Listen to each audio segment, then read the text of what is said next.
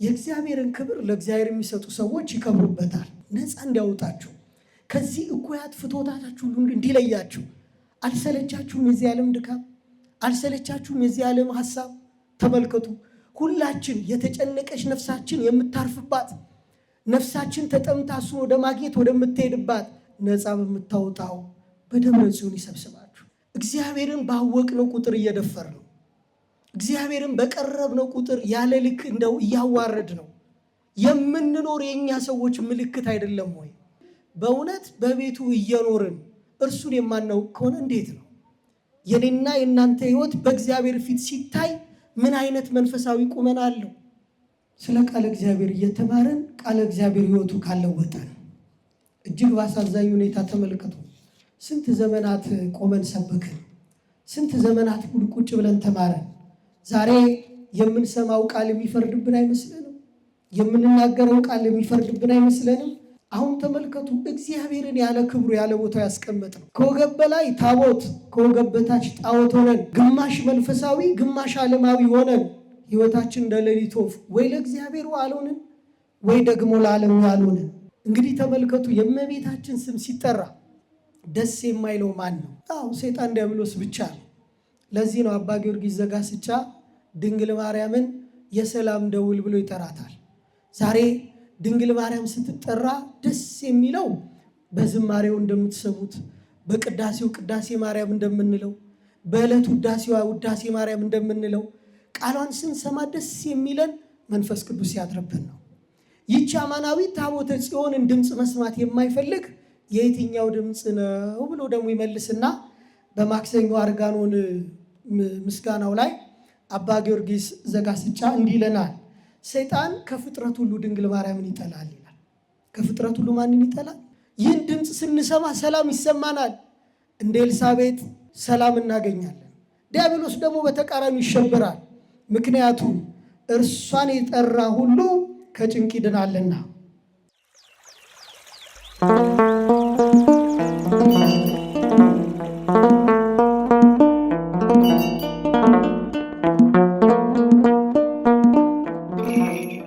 በስመ አብ ወወልድ ወመንፈስ ቅዱስ አሐዱ አምላክ አሜን።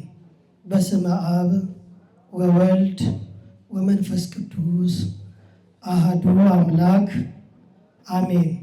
በስመ አብ ወወልድ ወመንፈስ ቅዱስ አሐዱ አምላክ አሜን።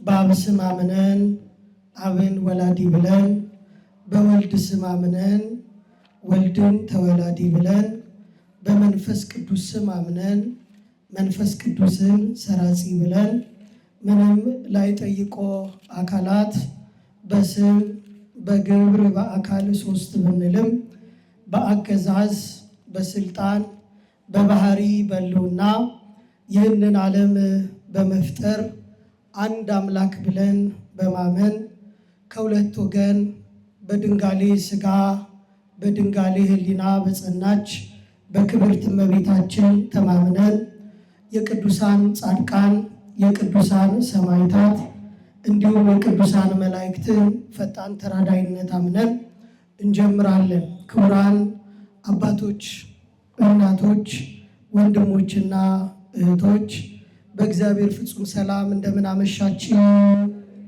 እንደምን ከረማችሁ? ምስጋና የባህር የሆነ የአባቶቻችን የቅዱሳን አምላክ የእግዚአብሔር ስም ዛሬም ዘወትርም ለዘላለሙ የተመሰገነ ይሁን። እግዚአብሔር አምላክ ቢወድና ቢፈቅድ በሚኖረን ቆይታ የምንማማርበት የትምህርታችን ርዕስ ጽዮን ማናት በሚል ርዕስ ይሆናል። በዚህ በመዝሙረኛው ዳዊት በመዝሙር 47 ከቁጥርም 3 ያለውን ኃይለ ቃል መነሻ አድርገን እንማማራለን። አስቀድመን ሙሉ ኃይለ ቃሉን እንዲህ እናነባለን። እግዚአብሔር ትልቅ ነው፣ በአምላካችን ከተማም በተቀደሰውም ተራራ ምስጋናው ብዙ ነው። በሰሜን ወገን በመልካም ስፍራም ቆመ። የምድር ሁሉ ደስታ የጽዮን ተራራ ነው፣ እርሱም የትልቁ ንጉሥ ከተማ ነው። እግዚአብሔርም በአዳራሾቿ መጠጊያ ሆኖ ይታወቃል። እነሆ ነገሥታት ተከማችተው በአንድነት መጥተዋል። እነርሱስ አይተው ተደነቁ፣ ደነገጡ፣ ታወኩ። መንቀጥቀጥም እንደ ወላድ ምጥ በዚያ ያዛቸው። በኃይለኛው ነፋስ የተርሴስን መርከቦች ትሰብራለህ። እንደሰማን እንዲሁ አየን። በሰራዊት ጌታ ከተማም በአምላካችንም ከተማ እግዚአብሔር ለዘላለም ያጸናታል። አምላክ ሆይ በሕዝብ መካከል ምሕረትህን ተቀበል። አምላክ ሆይ እንደ ስምህ እንዲሁም እስከ ምድር ዳርቻ ድረስ ምስጋና ነው። ቀኝህ ጽድቅን የተሞላች ናት።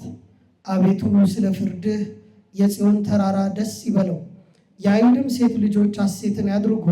ጽዮንን ክበቧት፣ በዙሪያዋም ተመላለሱ፣ ግንቦቿንም ቁጠሩ፣ በብርታቷም ልባችሁን አኑሩ፣ አዳራሿንም አስቡ። ለሚመጣውም ትውልድ ትነግሩ ዘንድ ለዓለምና ለዘላለም ይህ አምላካችን ነው፣ እርሱም ለዘላለም ይመራናል ይላል። ስለ ቃሉ የቃሉ ባለቤት የአምላካችን የእግዚአብሔር ስም ዛሬም እስከ ፍጻሜው በፍጥረቱ አንደበት የተመሰገነ ይሁን። መዝሙረኛው ልበ አምላክ ቅዱስ ዳዊት ከ150ው ዳዊት በመዝሙሩ በምዕራፍ 47 በቅንፍ 48 ከቁጥርም 12 ላይ ባለው ኃይለ ቃል እግትዋ ለጽዮን ወእቀፍዋ፣ ጽዮንን ክበቧት እቀፏትም፣ በዙሪያዋም ተመላለሱ ይለናል። እንግዲህ እግዚአብሔር አምላክ በወደደና በፈቀደ መልኩ በአራት ዋና ዋና አበይት ነጥቦች ዙሪያ ውይይት እንዲሁም ትምህርት እናደርጋለን። ለቀደሙት ለአባቶቻችን ለነቢያት ሀብተ ትንቢትን፣ ለሐዋርያት ሀብተ ስብከትን፣ ለሊቃውንት ሀብተ ትርጓሜን ያደለ አምላክ እኔም ለምናገርበት አንደበት እናንተም ለምትሰሙበት ሰሚ ጆሮ አስተዋይ አእምሮ እግዚአብሔር አምላክ ያድለን። የመጀመሪያዋ ጽዮን ማናት ብለን እንደተነሳ ነው ጽዮን ቤተ ክርስቲያን ናት። ሁላችን ከአብራከ መንፈስ ቅዱስ የተወለድንባት ከማይጸኗ ተጠምቀን ሀብተ ወልድና ስመ ክርስትና ሕይወተ ልቡናን ያገኘንባት ወንዶች በ40 ቀናችን ሴቶችም በ80 ቀናቸው ተጠምቀው የእግዚአብሔርን ልጅነት በአብ በእግዚአብሔር አብ ልጅነትን በወልድ የልጅነትን ጸጋ በመንፈስ ቅዱስ ደግሞ የመንፈስ ቅዱስን ሀብት የምናገኝባት ቤት ናት። ለዚህም ነው ዘወትር በቤተ ክርስቲያናችን በምንጸልየው የዘወትር ጸሎት ይህንን ቃል ስንል የምንደመጠው። እንግዲህ ጸሎቱን ከመጀመራችን አስቀድሞ እነሆ አንባ መጠጊያ በምትሆን በቤተ ክርስቲያን ፊት በጽዮን ፊት እንዲህ ብዬ ሰይጣንን እክደዋለሁ በቅድስት ሥላሴ አምናለሁ ብለን እንደተናገርን ይህንን ቃል በዘወትር እንጠቀማለን። እንግዲህ ይህች ጽዮን እውነት ለመናገር የቃሉን ትርጉም ስንነሳ ከቃሉ ጀምሮ የሚያጽናና ነው። ጽዮን በስርወ ቃሉ ተጼነወ ከሚለው የግስ ግስ የተገኘ ነው። ትርጉሙም ተጠጋ፣ አንባ፣ መጠጊያ፣ መሸሸጊያን ማግኛ መንገድ ነው። ዛሬ ሰው ሲከፋው የት ይሄዳል? ሰው ሲያዝን የት ይሄዳል?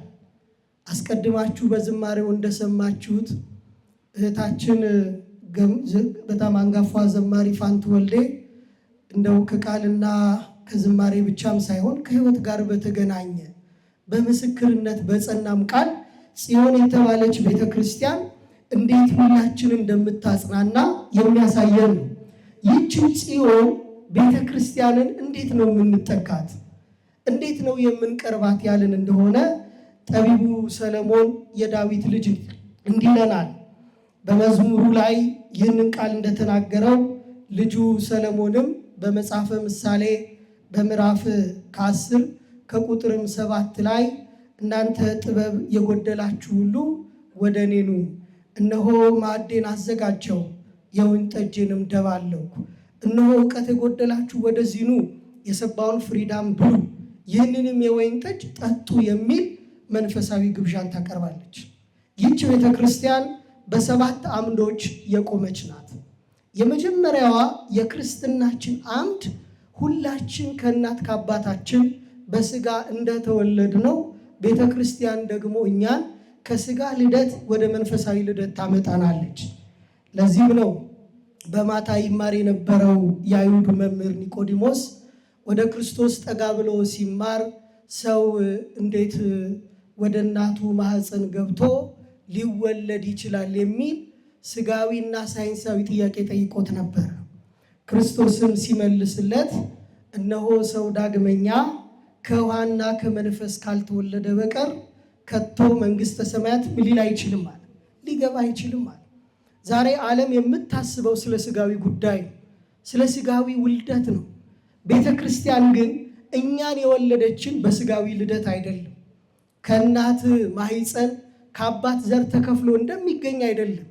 ይህ ስጋዊ ልጅነትና ማንነታችንን ፍጹም ወደ መንፈሳዊ ልጅነት የምትቀይር ናት።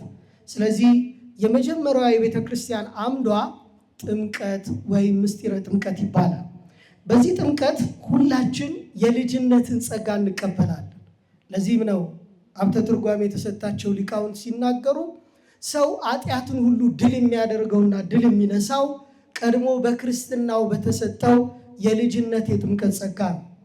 ተጠምቆ ሀብተ ውልድናን ስመ ክርስትናን ያላገኘ ሰው ሰይጣን ዲያብሎስን ድል የሚያደርግበትን መንፈስ ኃይልን መቀበል አይችልም።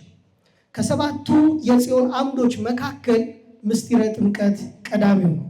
ሁለተኛው አንድ የተጠመቀ ክርስቲያን ከጥምቀቱ በማስከተል የመንፈስ ቅዱስ ሀብትና ኃይል ጸጋ እንዲያድርበት ደግሞ በ36ቱ ሕዋሳቱ ወይም ሰውነቱ የመንፈስ ቅዱስ ማደሪያ ይሆን ዘንድ ቅባተ መንፈስ ቅዱስን ወይም ቅባ ሜሮኑን ይቀባል።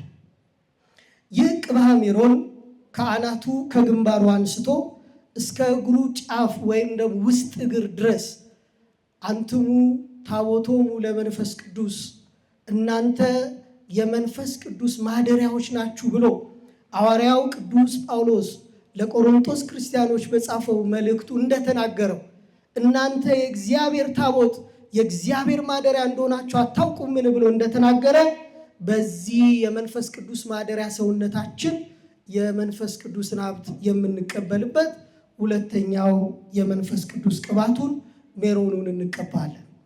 በማስከተል ክርስትናችንን ሊያጸና የሚችል አንድ ክርስቲያን ነው ተብሎ ከልጅነት እስከ እውቀት የሚጠራበት የክርስትናው ማህተሙ መደምደሚያው ደግሞ ሥጋው ወደሙ ነው።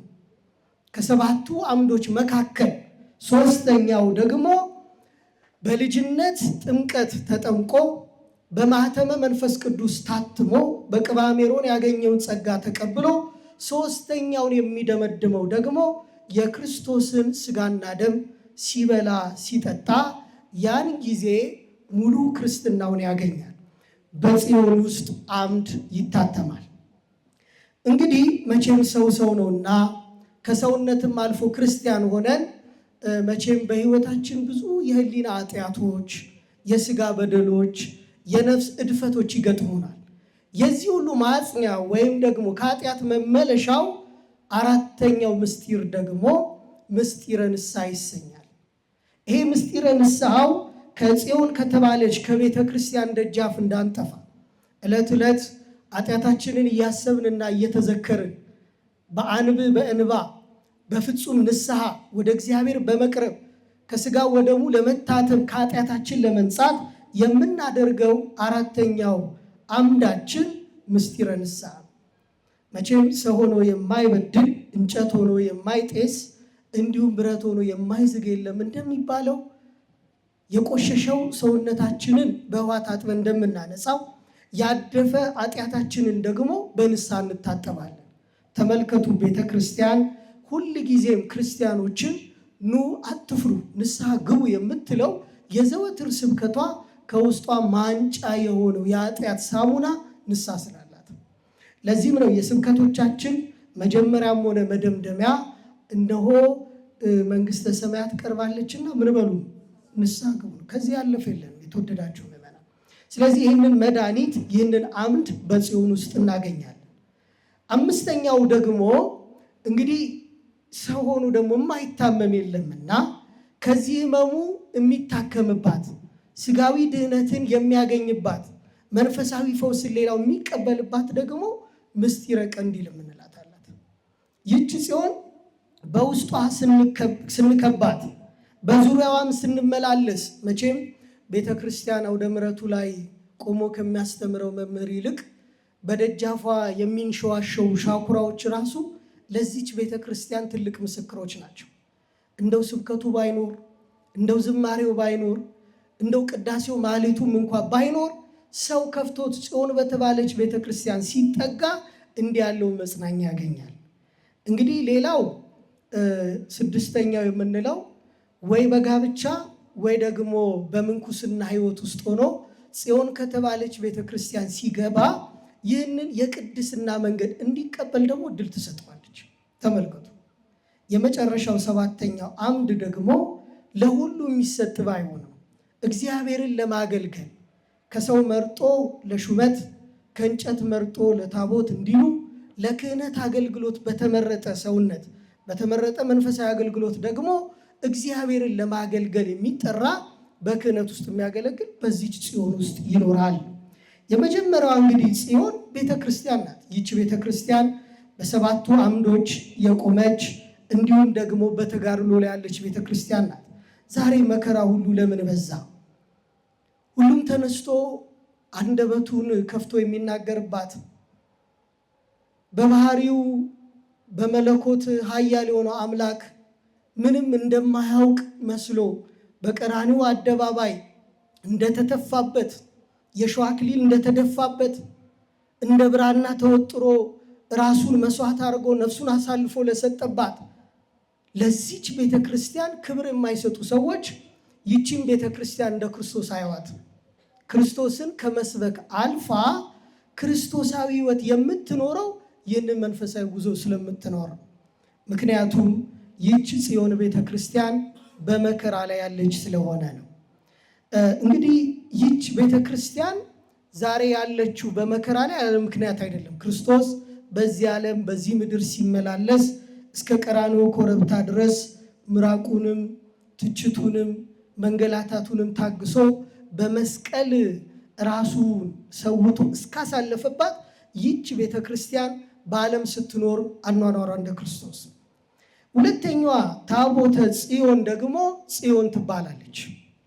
ተመልከቱ፣ ዛሬ ማንም ሰው ከመሬት ተነስቶ ይህችን ቤተክርስቲያን አፉን የሚያላቅቅባት አለፍ ሲልም ደግሞ የሚሳደባት የቀድሞዋ ታቦተ ጽዮን ለዚህ ምሳሌ ናት። በዚች ቤተክርስቲያን ውስጥ ለመንፈሳዊ አገልግሎት የሚውለው ታቦቷን እስከ መሸጥ የተሸጠውን ክርስቶስን እንዳለ ሁሉ ታቦቷን የሚሸጡ ቅርሷን የሚያቃልሉ ንዋያተ ቅድሳቷን አላግባብ የሚያደርጉ ሰዎች ስትመለከቱ አትዘኑ። ይሄ ቀድሞ በመጽሐፋችን በሁለተኛ ሳሙኤል በምዕራፍ 6 ከቁጥር 20 ጀምሮ የምናገኘው ታሪክ ነው። ይህ ታሪክ በእኔና በእናንተ ሕይወት ውስጥ ወይም ደግሞ አሁን እየኖርንባት ባለችው በዚች ዓለም ላይ ያለውን የቤተ ክርስቲያንን ፈተና ያሳየናል። ታሪኩ ሁላችሁ ታውቁታላችሁ። ከታሪኩ ወደ ሕይወቱ ላምጣውና በእግዚአብሔር ቤተ መቅደስ ውስጥ እግዚአብሔርን የማያውቁ የእግዚአብሔር አገልጋዮች ዲያቆናት እንደነበሩ ይገልጽልናል። አገልጋዩ አባታቸው ካህኑ ኤሊ ይሰኛል። እግዚአብሔርን እንደው በጣም ቃሉ ቢከብድም መናገር ግድ ይላል። የካህን ልጅ እግዚአብሔር አጎቱ ይመስለዋል ይባላል። እግዚአብሔርን ባወቅነው ቁጥር እየደፈር ነው። እግዚአብሔርን በቀረብነው ቁጥር ያለ ልክ እንደው እያዋረድ ነው የምንኖር የኛ ሰዎች ምልክት አይደለም ወይ? በቤተ መቅደሱ የተፈጸሙ ታላላቅ ሶስቱ ኃጢአቶች ይህች ጽዮን ከክብሯ እንድትጓደል አድርጓታል። ዛሬም በውጪ ያሉ የአሕዛብ ትችቶች፣ የአላውያን ነገስታት ትንኮሳዎች እንዲሁም በዚች ቤተ ክርስቲያን ላይ የሚደርሱ መከራዎች እንደው በእነሱ ብቻ የመጣ ይመስለናል። ምናልባትም ሳናውቀው በእኔና በእናንተ ኃጢአት ምክንያት ከዚህ ክብር የጎደልን የእግዚአብሔርን ክብር ያሳነስን አንኖር ይሆን? ተመልከቱ፣ የመጀመሪያው ቁጣና ቅጣት ከካህኑ ኤሊ ይጀምራል።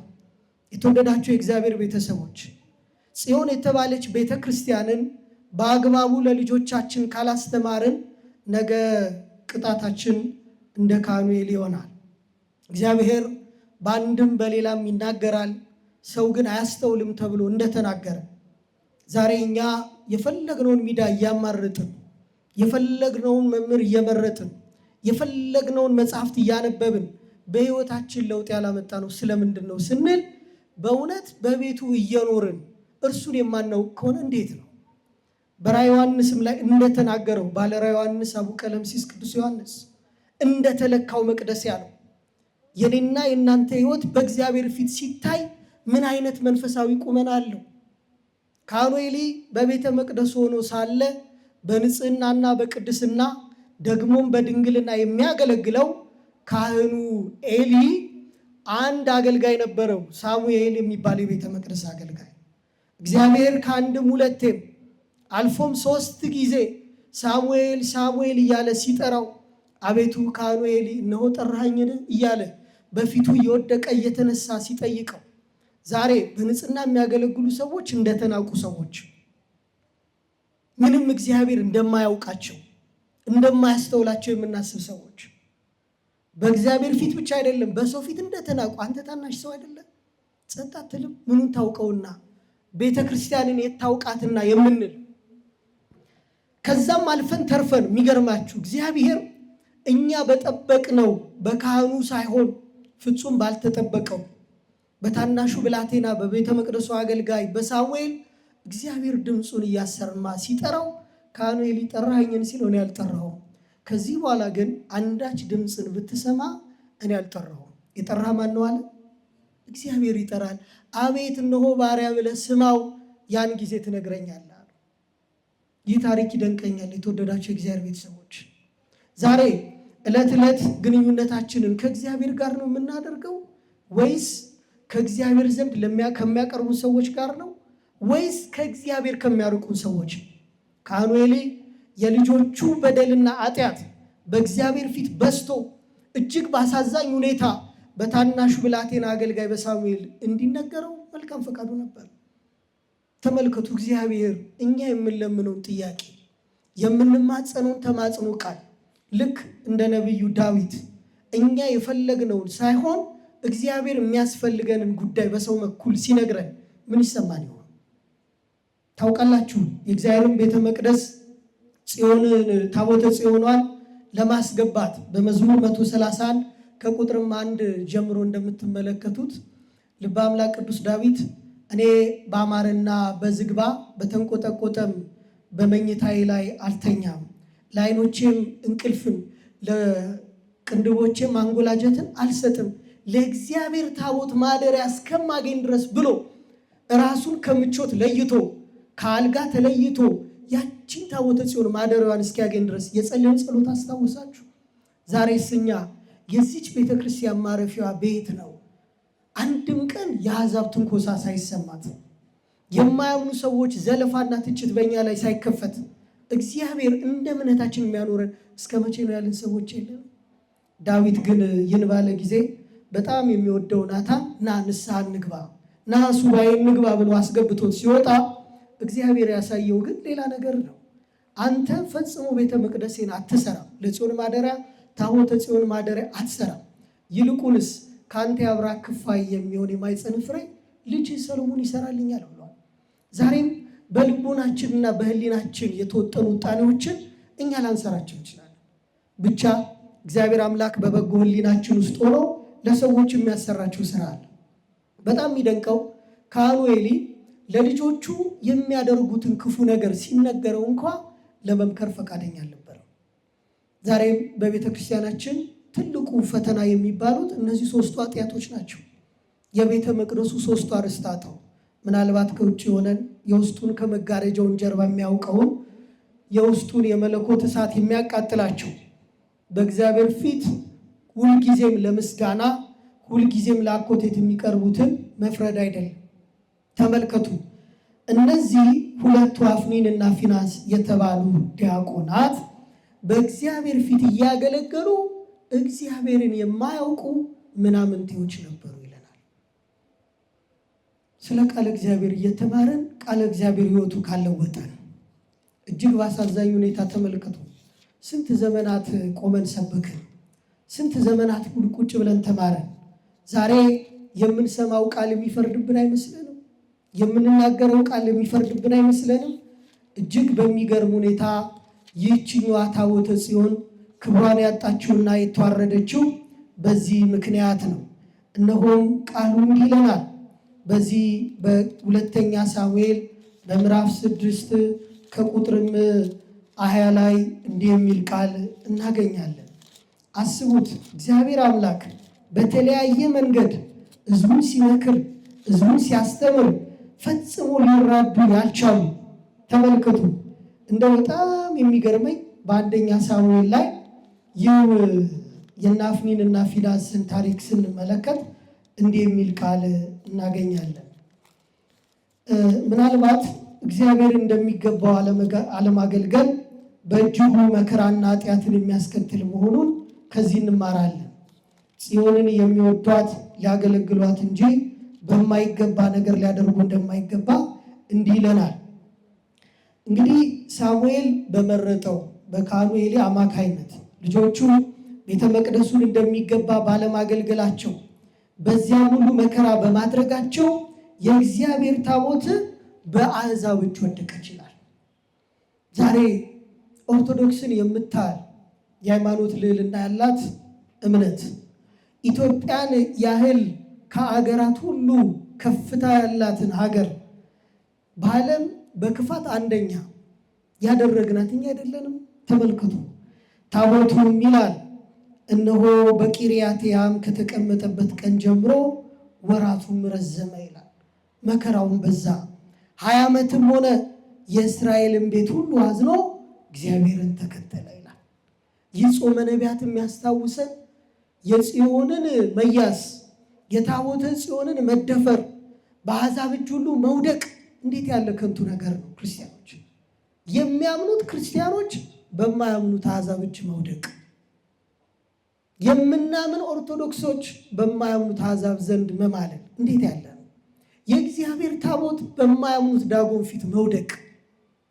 ለዚህ እኮ ነው ቅዱስ ጳውሎስ በሁለተኛ ቆሮንቶስ በምዕራፍ 7 ከቁጥር 16 ላይ ታቦትን ከጣዖት ጋር ክርስቶስንም ከቤልሆር ጋር ጨለማንስ ከብርሃን ጋር ምን ኅብረት አለዋል?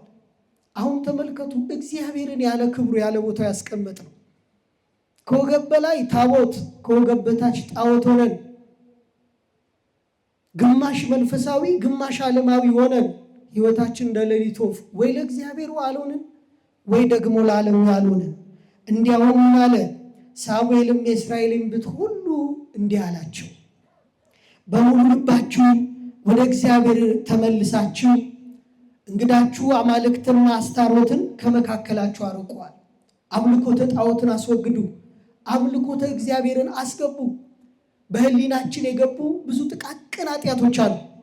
በየማስ ሚዲያው በየሶሻል ሚዲያው በተለያየ መንገድ በህሊናችን ለጽድቅ የማያበቁት እንኪያስ ልባችሁንም ወደ እግዚአብሔር አቅኑ፣ እርሱን ብቻ አምልኩ፣ ከፍልስጤማውያንም እጅ ያድናችኋል ብሎ ተናገራቸው። የእስራኤልም ልጆች ባልያምና አስታሮትን አረቁ፣ እግዚአብሔርን ብቻ አመለኩ ይላል። በእውነት ሁላችንን ለአምልኮት እግዚአብሔር ብቻ ያውቃል። ዛሬ በልቦናችን የበቀሉ ብዙ ጥቃቅን አማልክቶች አሉ። ገንዘብ አምልኮ የሆነብን፣ በጥንቆላ አምልኮ የሆነብን፣ በዘመናዊ ሳይንስ ሰበብ እነ ዞዲያክ ሌላም ኮከብ ቆጠራዎች እነ ሟርት እነ ድግምት ሌሎችም ሁሉ በልቦናችን ያስቀምጥናቸው አንዳንድ ጣዖቶች አሉ። ከዚህ ጣዖት እግዚአብሔር አምላክ ሁላችን ይጠብቀን። ከዛ እንግዲህ ተመልከቱ፣ ይህችኛዋ የእግዚአብሔር ታቦት ክብሯን ግን በአሕዛብ ፊት ገለጠች ይለናል። እኛ ለእግዚአብሔር በማይገባ ክብር ውስጥ ብንገኝ እንኳ ታቦተ ጽዮን ግን በአዛጦን ከተማ በነበረችው የአሕዛብ መንደር ክብሯን ገለጠች ይላል። እኛ አናምንም፣ እግዚአብሔርን አናውቅም። ልክ እንደ ፈርዖን እግዚአብሔርን አላውቅም ሕዝብህንም አልለቅም በሚል ከፍተኛ ትዕቢት ውስጥ በነበረበት ጊዜ እግዚአብሔር በ9 መቅሰፍት በ10ኛው ሞተ በኩር በ11ኛው ስጥመተ ባህር ክብሩን አሳይቶታል። ያን ጊዜ አሕዛብ እግዚአብሔርን ያምኑታል፣ ወደዱታል። እኛስ የእግዚአብሔር ታቦት በማያምኑት ኢአማንያን ዘንድ ሲሰበክ እንዴ ታቦት የሚባለው ነገር እንዲህ ነው እንዴ የምንል ሰዎች እኩል ልንኖር እንችላለን። የእግዚአብሔር ክብር ግን በዚህ መልኩ ተገለጠና በዳዊት ዘመን ይህች ታቦተ ጽዮን ስትመለስ በጣም የሚደንቅ ክብር ተደረገላት ይላል። ልዩ የታቦተ ጽዮን ክብረ በዓል ዛሬ ዘማሪያን እየዘመሩ ማህሌታውያን እያሸበሸቡ እየዘመሩ የሚያከብሯት ይህንን ትውፊት ይዘው ነው። ዳዊትም ዳግም ከእስራኤል የተመረጡትን 30,000 ያህል ሰዎችን ሰበሰበ። እነሆ ዳዊትና ከእርሱ ጋር የነበሩት ሕዝብም ሁሉ በይሁዳ ካለችው ከበዓል ተነስተው በኪሩቤል ላይ በተቀመጠው በሰራዊት ጌታ በእግዚአብሔር ስም የተጠራውን የእግዚአብሔርን ታቦት ከዚያ መጡ ይለናል። ታቦት ማለት የእግዚአብሔር ሕያው ማደሪያ ማለት ነው። አልፋ ኦኦ ቤጣ የውጣ የሚባል አስማተ መለኮት ሕያው የሆነ የመለኮት ክብርና ስም ያለበት ጉልበት ሁሉ ለስም ይስገድ የተባለው የእግዚአብሔርን ስም እናከብርበት። ይህች ታቦተ ጽዮን መጣችለት። እነሆ የእግዚአብሔርን ታቦት በአዲስ ሰረገላ ላይ ጫኗት ይላል። በአዲስ መንበር በአዲስ ክብር በመቅደሱ እንደምትከብር ሁሉ በአዲስ ሰረገላ ላይ ጫኗት። እነሆም በኮረብታ ላይ ከነበረው ከአሚናዳብን ቤት አመጡት። የአሚናዳብ ልጆችም ኦዛና ሕዮ አዲሱን ሰረገላ ይነዱ ነበር ይላል። አሁን ተመልከቱ፣ የዛሬዋ የአዲስ ኪዳን ታቦት እመቤታችን ቅድስት ድንግል ማርያም ናት። የአዲስ ኪዳን ኪሩብ አማናዊት ታቦተ ጽዮን የምንላት እርሷ ነው። የሥጋ ወደሙ ሁሉ ማቅረቢያ መፈተቻ እሷ ናት። አስቀድመን ቤተክርስቲያን ስንመጣ ፊታችንን በምስራቅ የምናደርግ እሷን የምንመለከት ስለዚህ ነው። የሁላችን የልቡናችን መጽናኛ የሐዘናችን ሁሉ መጽናኛ የሆነች ድንግል ማርያምን በምስራቅ በኩል የምናይ የአዲስ ኪዳን ታቦታችን እርሷ ስለሆነች ነው። እነሆ ማለት በዚህ ሁሉ በኮረብታው ከነበረው ከአሚናዳብን ቤት ባመጡ ጊዜ አይሁድ በታቦቱ ፊት ይሄድ ነበር ይላል። የእግዚአብሔርን ክብር ለእግዚአብሔር የሚሰጡ ሰዎች ይከብሩበታል። በዛው ልክ ደግሞ የእግዚአብሔርን ታቦት እንደማይገባው የሚያደርጉ ሰዎች ግን በዚህ ይቀጣሉ። እንዴት? ይህንን ካልን ዘንዳ ዳዊትም የእስራኤልን ቤት ሁሉ በቅኔና በበገና በመሰንቆና በከበሮ ባሪትና በጸናጽልም በእግዚአብሔር ፊት በሙሉ ኃይላቸው ያገለግሉ ነበር ይላል። እንግዲህ ባሳለፍነው ሳምንት በአክሱም ጽዮን ነጋሪቱ እየተመታ ጸናጽሉ እየተጸነጸለ ማህሌታውያኑ እያሸበሸቡ የሚዘምሩላት ይህች ታቦተ ጽዮን ወደ ሀገራችን የገባችበትም ሌላው ማሳያ ነው። ወደ ናኮንም አውድማ በደረሱ ጊዜ በሬዎቹ የሚፋንኑ ነበር። ኦዛም እጁን ዘርግቶ የእግዚአብሔር ታቦትን ያዘ ይላል። እስቲ ላፍታ ያህል ይህንን ታሪክ እናስተው። የእግዚአብሔርን ክብር እንደማይገባው የሚያደርጉ ሰዎች፣ ለታቦቱ ክብር የማይሰጡ ሰዎች እንደ ኦዛ ይቀጣሉ። እንዴት? እግዚአብሔርም ቁጣው በኦዛ ላይ ነደደ ይላል። ዛሬ በቤተ ክርስቲያን ላይ አፋቸውን የሚከፍቱ በታቦቱ ላይ የማይገባውን ንግግር የሚያደርጉ እግዚአብሔርም ስለ ድፍረቱ በዚያ ቀሰፈው ቀጣውም፣ በእግዚአብሔርም ታቦት አጠገብ በዚያው ሞተ ይላል። ዛሬ በታቦቱ ፊት መቆም ሳይገባቸው በድፍረት የሚቆሙ ሰዎች ኦዛን ይመስሉታል። በተለይ በቤተልሔም ቆማ እንደው ትክ ብላ እንደምታይ ሴት ይላሉ ሊቃውንቱ ሲተረጉሙ። ተመልከቱ። እንደው ክህነት ሳይኖራቸው ክህነት እንዳለው ሰው በድፍረት የሚቀርቡ ሰዎች እግዚአብሔርም ኦዛን ስለሰበረው ዳዊት አዘነ ይላል። በሰዎች መቀጣት በሰዎች መውደቅ ግን ደስ ሊለን አይገባም። እንደ ዳዊት ከልብ ማዘን ይገባል። እስከ ዛሬም ድረስ የዛ ሰው ስፍራ የኦዛ ስብራት ተብሎ ይጠራል ይላል።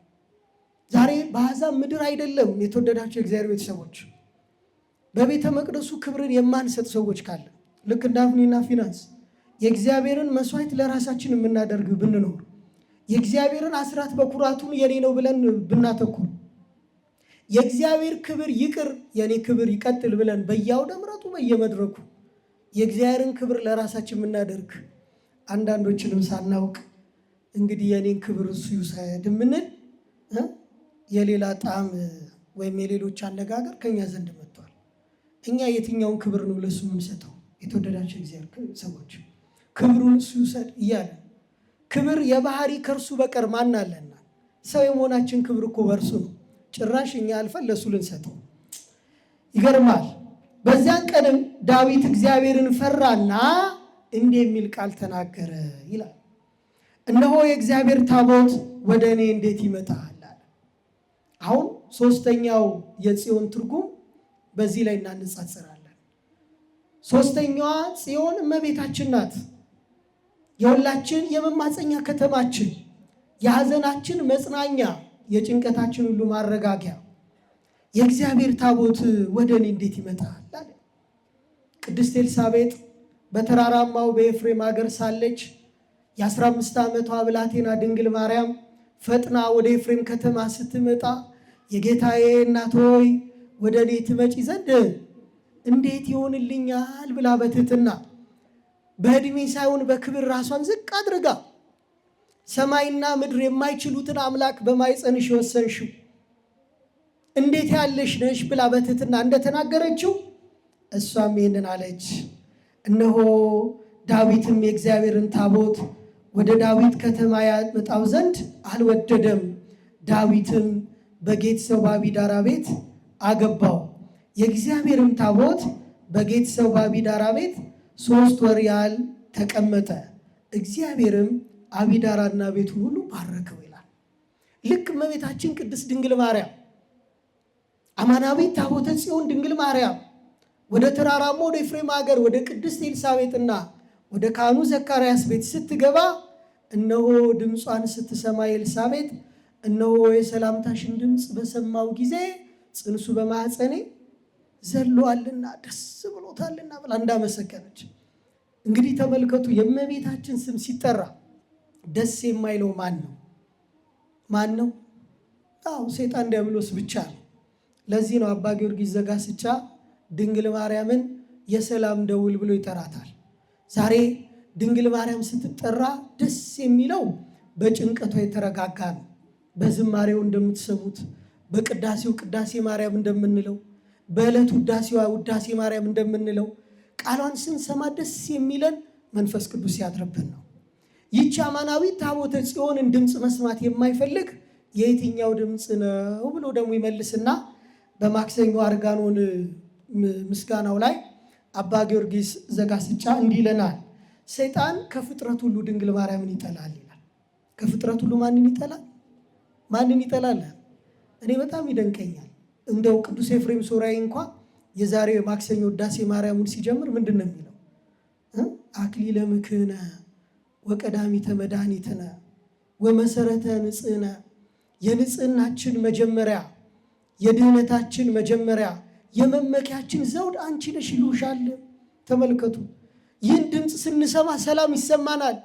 እንደ ኤልሳቤጥ ከነውራችን ከክፋታችን ሁሉ ሰላም እናገኛለን። ዲያብሎስ ደግሞ በተቃራኒ ይሸበራል። ምክንያቱም እርሷን የጠራ ሁሉ ከጭንቅ ይድናልና። እነሆም እመቤታችን በኤልሳቤጥ ቤት ውስጥ 3 ወር ቆየች ይላል። ስንት ወር ቆየች? ዛሬ አንዳንድ ጽዋዎች ስታዩ በተለይ ወር በገባ ባያድ የጽዮን ማህበር ወይም የጽዋ ማህበር ሲባል ከሰማችሁ በትውፊትም በታሪክም በኢትዮጵያ ለመጀመሪያ ጊዜ በኢትዮጵያ ታሪክ በአባ ሰላማ ከሳቴ ብርሃን የተመሰረተች ማህበር ናት። ጽዮን ማህበረ ጽዮን ትባላለች። እንግዲህ ምዕመናን ከቅዳሴ መልስ ሳይጠፋፉ እርስ በርስ እንዲጠያየቁ እንደ ሥጋ ወደሙ እንዲቀበሉ አብሮነት እንዲኖራቸው ይህችን ጽዮን አብሮ መኖሪያ መጠጊያ መሸሸጊያ የሚለውን ፈጥሯታል። ይህ ብቻም አይደለም። ተመልከቱ፣ ንጉሥ ዳዊትም እግዚአብሔር የአቢዳራን ቤት የነበረውን ሁሉ ስለ እግዚአብሔር ታቦት እንደባረከ ሰማ። 6 ወር ሙሉ ተሸማቃ፣ ፈርታ፣ አዝና፣ ተክዛ ከሰው ተርታ ሁሉ ተለይታ ቤቷን ዘግታ የኖረችው ኤልሳቤጥ ከቤቷ መውጣት የጀመረችው የእመቤታችን ድምፅ ስትሰማ፣ ዛሬም ዓለም ሁሉ 5500 ዘመን ሙሉ ነቢያት በጸሎታቸው አምላክ ወልድ አምላክ ኢየሱስ ክርስቶስ እነሆ እጅህን ከአርያም ስደድልን እባክህ መታድነን ብለው እንደለመኑት ሁሉ ክርስቶስ ከእናቱ ከድንግል ማርያም እንዲወለድላቸው ከሰማየ ሰማያት እንዲወርድላቸው በአጭር ቁመት በጠባብ ደረት እንዲወሰን የለመኑት ሁሉ ልመና የተፈጸመ በድንግል ማርያም። እሷ ስትመጣ የኤልሳቤጥ ነውርና ነቀፏ ተፈታላት። ዛሬም ለእኔና ለእናንተ ነውራችንና ነቀፌታችንን ታስወግድልን። የእግዚአብሔር ታቦተ ጽዮን እነሆ በደስታ ስትመጣ ይላል። ዳዊትም ሄዶ የእግዚአብሔርን ታቦት ከአቢዳራ ቤት ወደ ዳዊት ከተማ በደስታ መጣው ይላል። ዛሬ ታቦቱን ስናከብር የሚሰማን ደስታ ይሄ ነው። ወንዶች በጭብጨባ ሴቶች በሆታ በእልልታ የሚያመሰግኑት የእግዚአብሔር ታቦት የክብሩ መገለጫ ስለሆነ ነው። እነሆም በደስታ መጣው። የእግዚአብሔርን ታቦት የተሸከሙ 6 እርምጃ በሄዱ ጊዜ 1 በሬና 1 ፍሪዳ ሰዋ። ዳዊትም በሙሉ በእግዚአብሔር ፊት ያመሰግን ነበር። ዳዊትም የበፍታ ኤፉዱን ለብሶ ነበር። ዳዊትና የእስራኤልን ቤት ሁሉ ሆ እያሉ ቀንደ መለከትን እየነፉ የእግዚአብሔርን ታቦት አመጡ።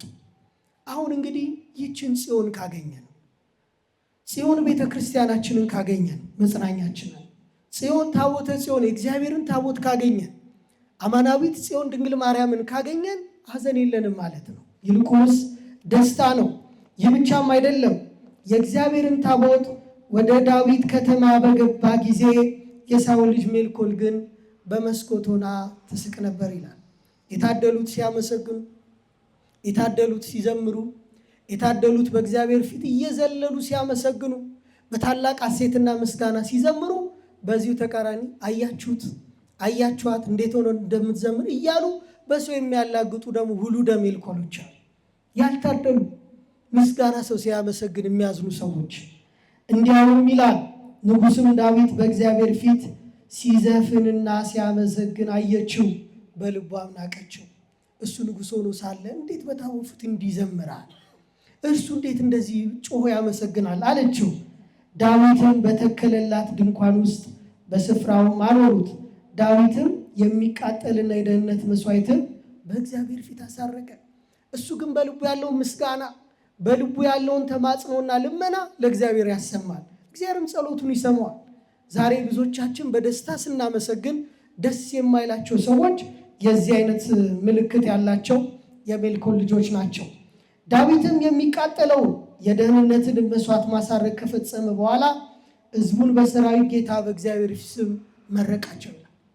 ዛሬ ታቦቱ እኮ ወደኛ ሲመጣ እግዚአብሔር ወደኛ እንደመጣ እናስባለን፣ እናመሰግነዋለን። ዛሬ በቤታችን በኩል እንዲያልፍ፣ በኑሯችን በኩል እንዲያልፍ፣ በስራችን ሁሉ እንዲያልፍ፣ ይህንን ሁሉ ቀኑ የምናስባርከው እንዲህ ያለውን ክብር ለማግኘት ነው።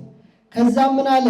ለሕዝቡም ሁሉ ለእስራኤልም ወገን ለወንዱም ለሴቱም ለእያንዳንዱ አንዳንድ እንጀራ፣ አንዳንድ የሥጋ ቁራጭ፣ አንዳንድም የዘቢብ ጥፍጥፍ አከፋፈለ። ሕዝቡም እያንዳንዱ ወደ ቤት ወሰደ። ታቦቱ ነግሶ ሲመለስ ከደጃፉ ምን ጎዘጉዘውን እያንዳንዱን ታስታውሳላችሁ አይደለም? ቄጤማውን ምኑ እንደው ዳማካሴውን እነዚህ የመሳሰሉትን ነገር ወደ ቤቱ ይወስዳል። የዚህ ተምሳሌት ነው ክርስቲያኖች። ዛሬ እምነታችን በተግባር የምንገልጥበት መጽሐፍ ቅዱስን በተግባር የምትኖር ቤተ ክርስቲያን ናት።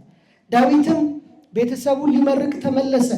የሳኦልን ልጅ ሜልኮል ዳዊት ለመቀበል ወጣችና ምናምንቴዎች እርቃናቸውን እንደሚገልጡ የእስራኤል ንጉሥ በባሪዎች ቆነጃጅት ፊት እርቃኑን በመግለጡ ምንኛ የተከበረ ነው አለችናል። የተሳልቁ አይነት አነጋገር ነው።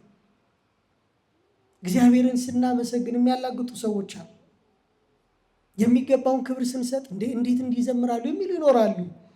ዳዊትም ሜልኮልን በእግዚአብሔር ፊት ዘፍኛለሁ፣ በእግዚአብሔርም ሕዝብ በእስራኤል ላይ አለቃ ሆን ዘንድ ከአባትሽና ከቤቱ ሁሉ ይልቅ የመረጠኝ እግዚአብሔር የተባረከ ይኑር። ስለዚህ እኔ በእግዚአብሔር ፊት አመሰግናለሁ። አሁንም ከሆንኩት ይልቅ የተናቅሁ ሆናለሁ፣ በዓይንሽም እዋረዳለሁ። ነገር ግን በተናገርሽ ቆነጃጅት ዘንድ እከብራለሁ አላት። የሳኦልም ልጅ ሜልኮል እስከ ሞተችበት ቀን ድረስ ልጅ አልወለደችም። ታቦቱን እንደሚገባ የማያከብር ሰው የማይቀር እርግማንን ከእግዚአብሔር ዘንድ ይቀበላል። ተዋቸው። ዛሬ በየቴሌቪዥኑ መስኮት በየሚዲያው ይህን የእግዚአብሔርን ክብር የሚያቃልሉ ሰዎች ተዉት። የሚጣሉት ከኛ ጋር አይደለም፣ ከራሱ ከባለቤቱ ከእግዚአብሔር ጋር። ዛሬ እናንተስ አንድ ጠላት ወደ እናንተ ሲመጣ ከፈረሱ ወይስ ከጋሪው ጋር የምትጣሉት? ጋሪው ማን ነው? አቤት ተጎታች ነው አይደለም? ዋናው ፈረሱ ነው። ተመልከቱ። በሰይጣን ታጅለውና ታዝለው የሚኖሩ ሰዎች አሉ።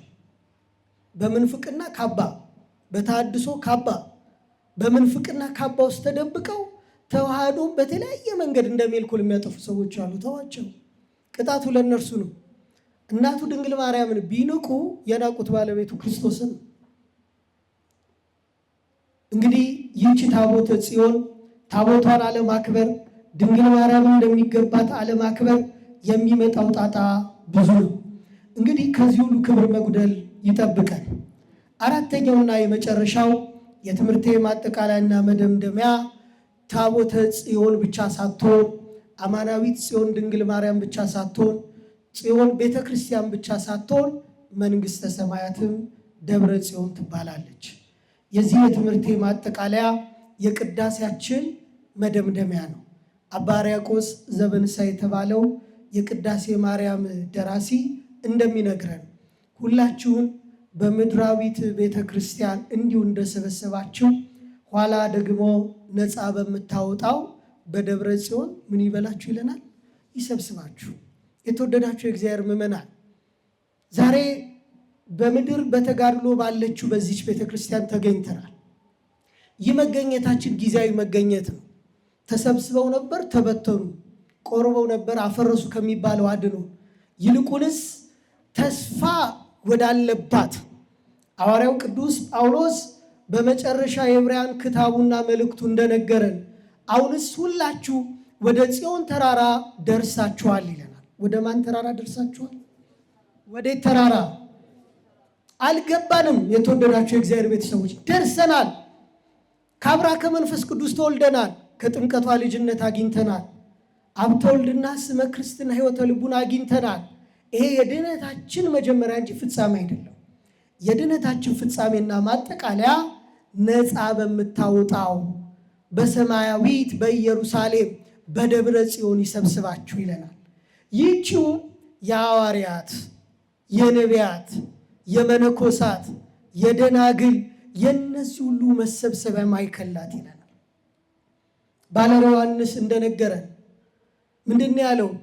ነጫጭ ልብስን ለብሰው የዘንባባ ዝንጣፊን ይዘው ከመሰዊያው በታች በዛች በታቦቱ ፊት ቅዱስ ቅዱስ ቅዱስ እያሉ ከሚያመሰግኑት ከመሰዊያው ስር ወደ ተሰዉት ወደ ሰማዕታቱ ኅብረት ወደ ቅዱሳኑ ወደ ጻድቃኑ ኅብረት ልክ እንደ ዛሬው እንደ ሰማዕቱ ቅዱስ ጊዮርጊስ ከ7 ዓመት መንፈሳዊ ተጋድሎ በኋላ በጽናት በእግዚአብሔር ፊት መቆምን በነገው ዕለት እንደምናከብራቸው እንደ ኢትዮጵያዊ ሙሴ ኢትዮጵያዊ ጻድቅ እንደ አቡነ ተክለ ሃይማኖት በምድር ሁሉን ጥዬ ተከትዬሃለሁ አንተ ደግሞ በሰማይ ባለችው በሰማይ መንግስት ተቀበለኝ ብለው እንደተናገሩት መናገር አይደለም።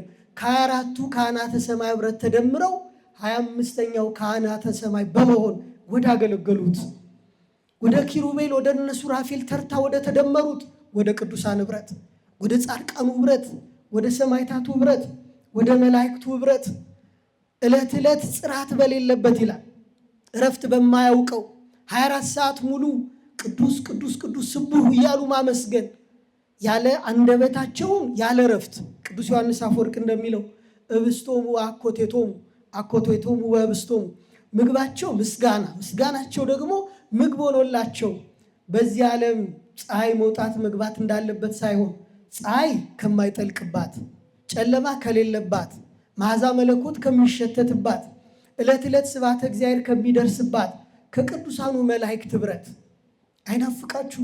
ገና እንዘምራለን የሚለው እኮ ሌላ መዝሙር ይቀጥላል አይደለም።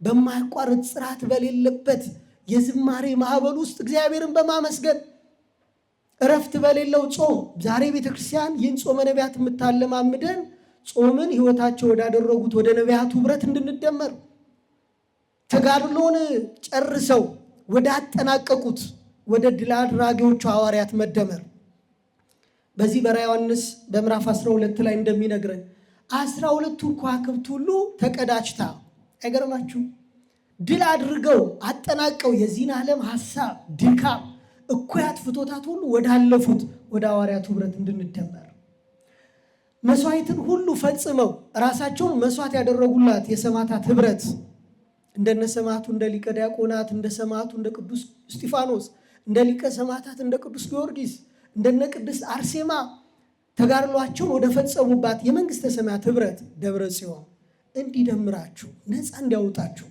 ከዚህ እኩያት ፍትወታታችሁ ሁሉ እንዲለያችሁ። አልሰለቻችሁም የዚህ ዓለም ድካም? አልሰለቻችሁም የዚህ ዓለም ሐሳብ? ተመልከቱ፣ ሁላችን የተጨነቀች ነፍሳችን የምታርፍባት ነፍሳችን ተጠምታ እሱን ወደ ማግኘት ወደምትሄድባት ነፃ በምታወጣው በደብረ ጽዮን ይሰብስባችሁ። ወደዛ እንዲሰበስበን የአምላካችን ፈቃድ ይሁንልን። ይቆየን። የመከረን ያስተማረን እግዚአብሔር አምላክ ከሁላችን ጋር ይሁን።